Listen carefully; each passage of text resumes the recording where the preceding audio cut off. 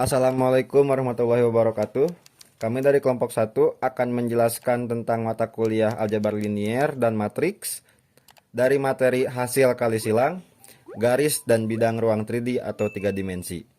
Untuk penjelasan pertama, di sini ada hasil kali silang dan konsep garis dan bidang dalam ruang 3D adalah topik penting dalam matematika yang membahas hubungan antara vektor. Pemahaman yang baik atas konsep-konsep ini akan membantu dalam memecahkan masalah geometri dan fisika. Lanjut, di sini ada definisi hasil kali silang.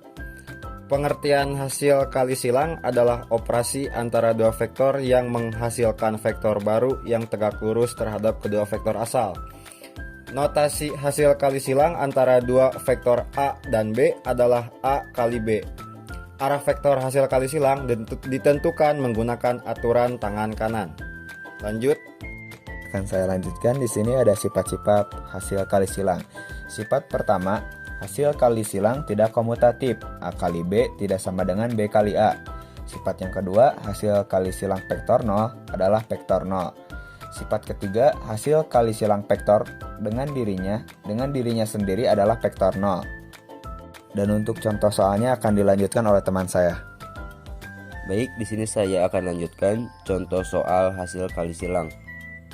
Tentukan hasil kali silang antara vektor A 2, 3, 4 dan B 5, 6, 7. Untuk menentukan hasil kali silang antara vektor A dan vektor B, kita menggunakan rumus yang sama.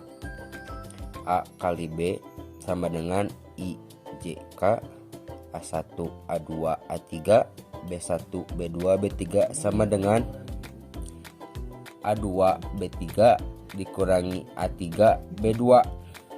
I dikurangi A1, B3 dikurangi A3, B1, J ditambah A1, B2 dikurangi A2, B1, K.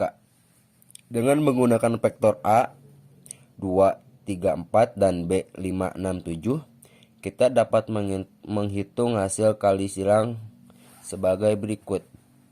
A kali B sama dengan IJK 2, 3, 4, 5, 6, 7 sama dengan 3 dikali 7 dikurangi 4 dikali 6, I dikurangi 2 kali 7 dikurangi 4 kali 5, J ditambah 2 kali 6 dikurangi 3 kali 5 K.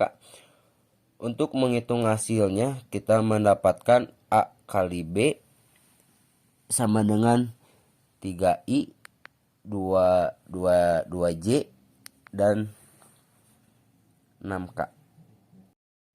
Baik, di sini ada definisi garis dan bidang ruang 3D. Yang pertama, garis. Garis dalam ruang 3D didefinisikan sebagai himpunan titik yang memenuhi persamaan parametrik garis. Yang kedua, bidang. Bidang dalam ruang 3D didefinisikan sebagai himpunan titik yang memenuhi persamaan parametrik bidang. Dan yang terakhir, yang ketiga, persamaan. Persamaan garis dan bidang dapat dinyatakan dalam bentuk vektor maupun koordinat kartesius. Lanjut, di sini ada hubungan garis dan bidang ruang 3D. Yang pertama, garis dan bidang. Garis dan bidang dapat berpotongan, sejajar atau saling tegak lurus. Lanjut, ada titik potong. Jika garis dan bidang berpotongan, maka akan diperoleh satu titik potong. Dan yang terakhir, persamaan. Untuk menentukan titik potong, dapat digunakan persamaan garis dan bidang. Baik, di sini saya akan lanjutkan contoh soal garis dan bidang ruang titik. Temukan persamaan bidang yang melalui titik P123, Q235 dan R314. Penyelesaian bidang yang melalui tiga titik PX1, Y1, Z1, QX2, Y2, Z2, RX3, Y3, Z3 dapat ditemukan dengan menggunakan dua vektor yang terbentuk dari titik-titik ini. Vektor Q adalah vektor Q 2 kurangi 1, 3 dikurangi 2, 5 dikurangi 3 sama dengan 1, 1, 2. vektor PR adalah vektor PR sama dengan 3 dikurangi 1, 1 dikurangi 2, 4 dikurangi 3. Maka hasilnya 2 min 1 dan 1. Vektor normal N dari bidang dapat ditemukan dengan mengalihkan silang PQ dan PR. Kesimpulan dan rangkuman. Hasil kali silang adalah operasi vektor yang menghasilkan vektor baru yang tegak lurus terhadap kedua vektor asal. Garis dan bidang 3D. Garis dan bidang dalam ruang 3D dapat berpotongan, sejajar, atau saling tegak lurus.